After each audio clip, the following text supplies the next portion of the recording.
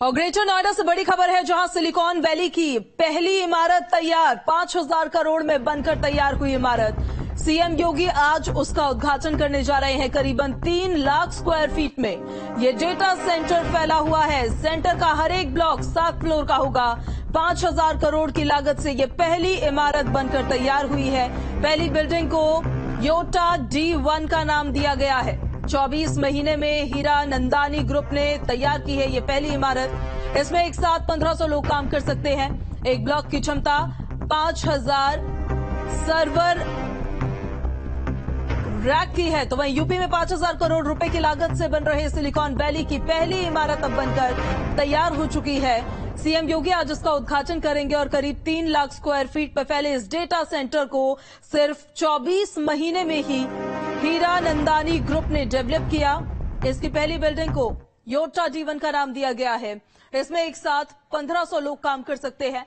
Yotta के तहत 6 data centre buildings बनाई जानी है। सभी के तैयार होने से डेटा सेंटर की क्षमता 30,000 सर्वर रैक की हो जाएगी। ऐसे में करीब 250 मेगावाट बिजली का उत्पादन होगा। डेटा सेंटर के बनने से कंप्यूटर सर्वर का डेटा स्टोर और प्रोसेसिंग करने में आसानी होगी। तो वहीं फेसबुक, ट्विटर, इंस्टाग्राम और यूट्यूब का डेटा सुरक्षित रखने में मदद मिलेगी। अभी घरेलू डेटा का केवल 20% से कम डेटा देश में संरक्षित है। ऐसे में पर्याप्त सेंटर न होने से बाकी का डेटा विदेशों में रखा जा सकता है। तो 5,000 करोड़ में बनकर ये तैयार होगा और सुरक्षित रहेगा आपका पर्सनल डेटा। सेंटर का हर एक ब्लॉक 7 फ्लोर का होगा। पहली इमारत बनकर तैयार हुई है। 5 करोड़ में बनकर तैयार हुई है इमारत। ग्रेटर नोएडा सिलिकॉन वैली की पहली इमारत तैयार हो चुकी है। 5,000 करोड़ में बनकर यह इमारत तैयार हुई है। सीएम योगी आज इसका उद्घाटन करने जा रहे हैं। करीबन 3 लाख स्क्वायर फीट में यह डेटा सेंटर फैला हुआ है और सेंटर का हर एक ब्लॉक 7 फ्लोर का होगा। 5,000 करोड़ की लागत से बनकर ये पहली इमारत तैयार हुई। पहली बिल्डिंग को योटा D1 का नाम दिया गया है। तो सिलिकॉन वैली डेटा सेंटर की आज सीएम योगी आदित्यनाथ पहली इमारत का उद्घाटन करने जा रहे हैं। 24 महीने में हीरा नंदानी ग्रुप ने ये इमारत बनाकर तैयार की है। और इस खबर पर ज्यादा जानकारी के साथ हमारे संवाददाता अमित हमारे साथ सीधे कनेक्ट हो गए हैं। अमित, पूरी जानकारी बताइएगा। सिलिकॉन वैली की पहली इमारत बनकर तैयार हो गई और आज सीएम योगी आदित्यनाथ उसका उद्घाटन करने जा रहे हैं।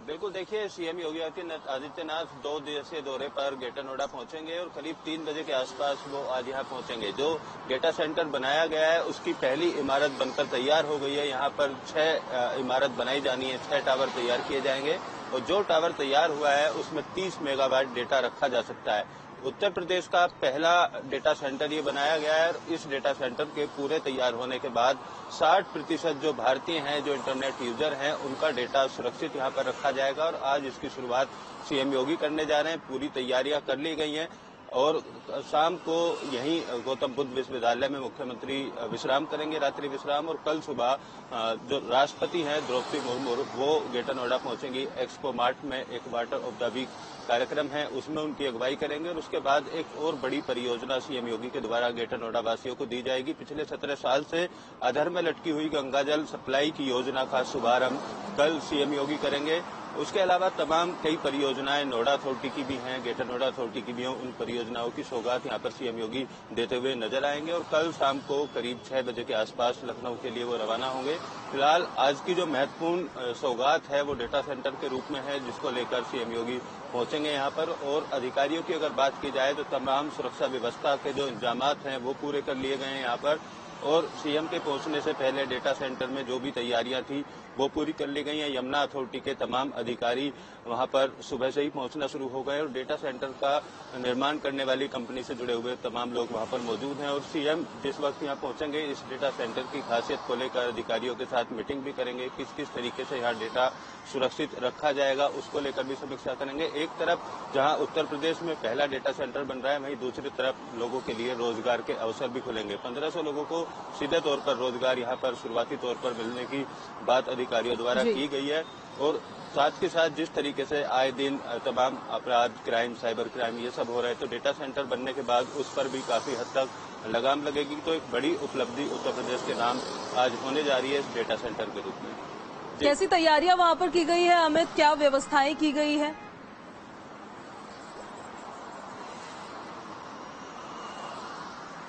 देखिए, तैयारियों को लेकर पिछले 2 दिन से लगातार जो अधिकारी हैं, प्रशासनिक अधिकारी, प्राधिकरण के तमाम अधिकारी या पुलिस की अगर बात कर लें तो तमाम तैयारियां पूरी कर ली गई हैं, क्योंकि राष्ट्रपति भी यहां पर पहुंचेंगे तो 1500 के आसपास पुलिसकर्मियों को तैनात कर दिया गया है। एस्को मार्ट, डेटा सेंटर और जो कार्यक्रम स्थल है वहां पर कई लेयर की सुरक्षा बनाई गई है और जो रूट है उसको भी डाइवर्ट किया गया है, ताकि आम आने जाने वाले लोगों को किसी तरीके की समस्या ना हो। तो ट्रैफिक पुलिस की तरफ से कल शाम को ही रूट डाइवर्जन की जानकारी दे दी गई थी और तैयारियों को लेकर तमाम जो स्थानीय जनप्रतिनिधि हैं वो इस कार्यक्रम में मौजूद होंगे, तमाम अधिकारी यहां पर मौजूद होंगे और सुरक्षा के तौर पर पुलिसकर्मियों को तैनात कर दिया गया है। सुबह से ही रूट डाइवर्ट का जो चार्ट था वो लागू कर दिया जाएगा अब 10 बजे से, क्योंकि 3 बजे के आसपास सीएम योगी हेलीकॉप्टर से यहां पर पहुंचेंगे तो उस दौरान पूरी तरीके से रूट डाइवर्ट होगा और डेटा सेंटर का इनॉग्रेशन करने के बाद फिर गौतम बुद्ध विश्वविद्यालय में जब सीएम योगी जाएंगे तो वहां पर भी जनप्रतिनिधियों के साथ मुलाकात करेंगे, जिले के बाकी परियोजनाओं के बारे में अधिकारियों से बातचीत करेंगे कि